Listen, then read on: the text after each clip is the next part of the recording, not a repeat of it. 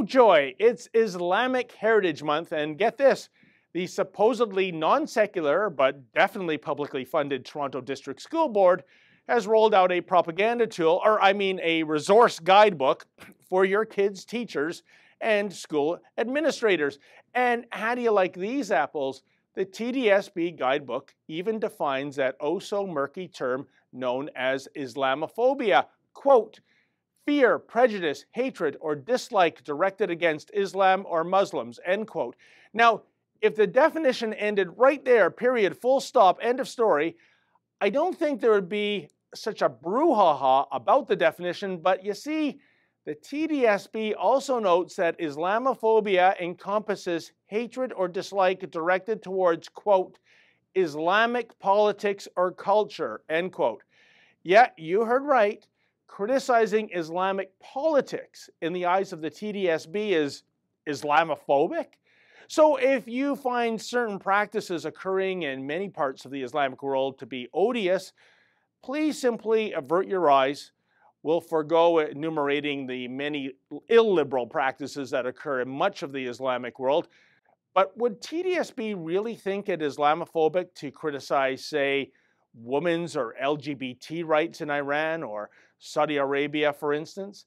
That, by the way, would fall under politics and culture, I'd think. How odd that the ever-progressive TDSB doesn't want its educators to instead champion change and reform, i.e. freedom and democracy, across the Islamic world. Thankfully, the Jewish advocacy group B'nai B'rith raised the alarm over this dingbat definition of Islamophobia, and although the TDSB is very miffed at B'nai B'rith for airing its concerns, the school board was nevertheless so publicly embarrassed that it had to recall the guidebook to alter that idiotic Islamophobia definition.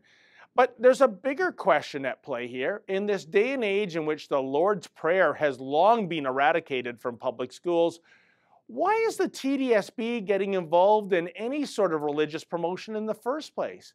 Indeed, there are so many other disturbing elements about the TDSB's Islamic Heritage Month program, such as the recommendation that the Muslim greeting of As-salam alaikum be recited after the singing of O Canada. And how about this whiz-bang idea? Let's have the kids go on field trips to local mosques to further familiarize them with Islamic culture. Gee, I really hope they won't be going to any of those GTA mosques where the imams preach death to Jews and other non-believers. I mean, could you imagine how the progressives would jump up and down if Toronto kids were being bused to mega churches during sermon time?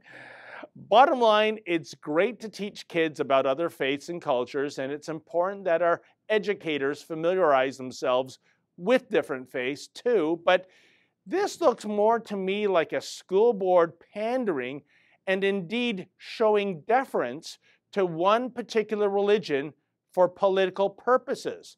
And the underlying message to impressionable young minds seems disturbingly clear to me, namely, don't criticize anything about Islam, even its politics, or you're a bigot.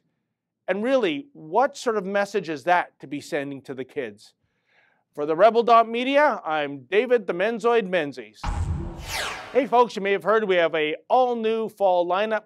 Please go to therebel.media/shows and check it out.